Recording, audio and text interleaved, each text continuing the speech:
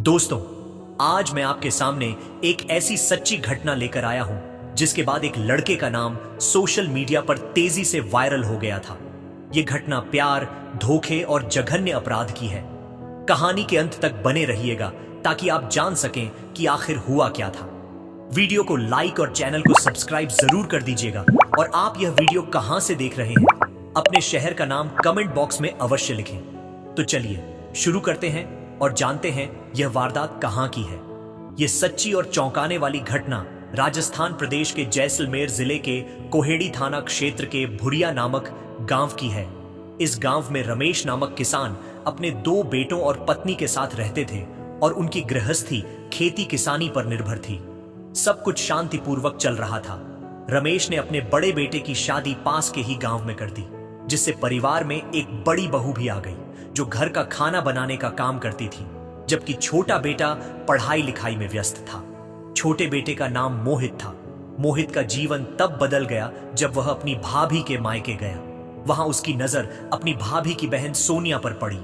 सोनिया अत्यंत खूबसूरत थी, जिसे देखते ही मोहित उस पर आकर्षित हो गया। सोनिया से मिलने के बहाने मोहित अब अक्सर अपनी भाभी के मायके पहुंचने लगा और सोनिया भी उसे देखकर मुस्कुराया करती थी। जल्द ही मोहित ने भाभी के मायके फोन करना शुरू कर दिया और सोनिया ही फोन उठाती थी। धीरे धीरे उनकी फोन पर बातचीत शुरू हो गई और यह बातचीत घंटों तक चलने लगी। उनके बीच एक गहन भावनात्मक संबंध विकसित होने लगा। कुछ समय बाद मोहित ने सोनिया को अपने घर आने का आमंत्रण दिया, जिस पर सोनिया ने कहा कि वह किसी त्योहार या बहाने से ही आ सकती है। संयोग से एक त्योहार आया और सोनिया अपनी बहन के घर आई, जहां मोहित से उसकी मुलाकात हुई। मोहित और सोनिया रात के अंधेरे में मिले और पहली बार उनके बीच शारीरिक संबंध स्थापित हुए। यह सिलसिला शुरू हो गया और दोनों एक दूसरे को दिल दे बैठे। उन्होंने साथ जीवन बिताने और शादी करने की कस्में खाईं। सोनिया अब मोहित को मानसिक रूप से अपना पति मानने लगी थी। घर परिवार में किसी को उनके इस गुप्त संबंध की भनक नहीं थी। सब यही समझते थे कि साली और जीजा मजाक कर रहे हैं, लेकिन रमेश को लगने लगा था कि छोटा बेटा मोहित गलत रास्ते पर जा रहा है। वह घर के कामों से कतराता था और घंटों फोन पर बातें करता था, जिससे रमेश चिंतित रहने लगे। उन्होंने सोचा कि मोहित को सही रास्ते पर लाने के लिए उसकी शादी कर देनी चाहिए और उन्होंने पास के ही एक गांव में मोहित की शादी तय करनी शुरू कर दी। जब मोहित को पता चला कि पिता उसकी शादी कहीं और तय कर रहे हैं, तो वह परेशान हो गया, क्योंकि वह सोनिया को शादी का वादा दे चुका था। उसने सोनिया से बात की, जिसने उसे किसी और से शादी न करने की सलाह दी। मोहित अपने पिता से डरता था, इसलिए वह सोनिया से शादी की बात पिता को नहीं बता पाया। रमेश ने मोहित की इच्छा के विरुद्ध पास के गांव की मोहिनी नाम की लड़की से उसकी शादी पक्की कर दी। साल 2023 के आखिरी महीनों में मोहित की शादी मोहिनी से तय हो गई। मोहित मन ही मन सोनिया से ही शादी करना चाहता था, लेकिन सामाजिक दबाव और परिवार की इज्जत की चिंता से उसने विरोध नहीं किया।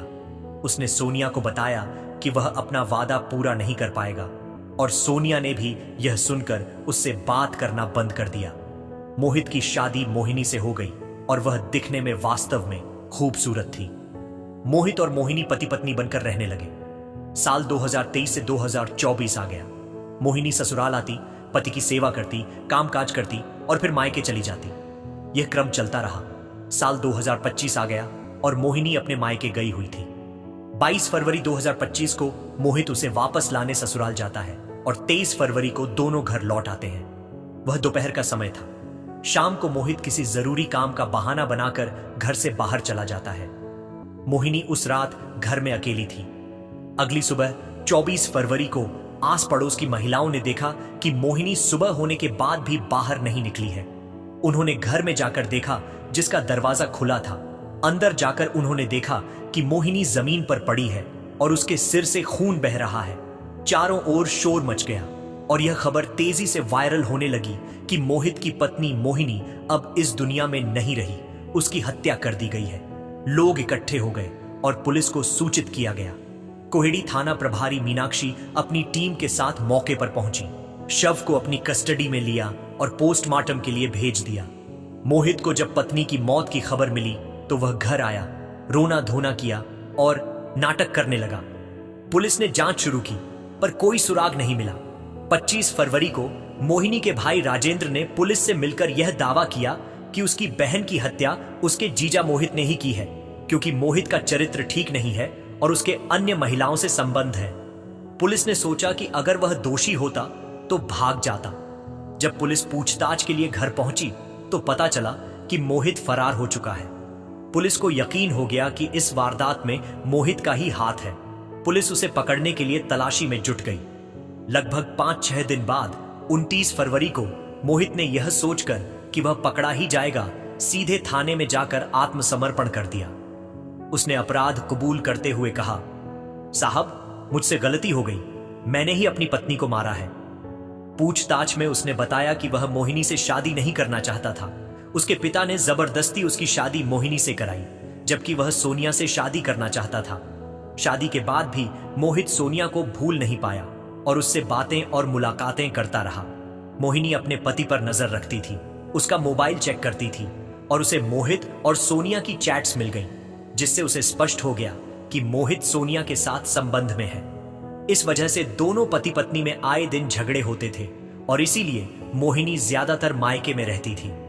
मोहित ने सोनिया के साथ मिलकर यह षड्यंत्र रचा था कि वे मोहिनी को रास्ते से हटा देंगे और फिर साथ रहेंगे। इसी योजना के तहत वह 23 फरवरी को मोहिनी को वापस लाता है और सोनिया भी मोहित के घर आती है।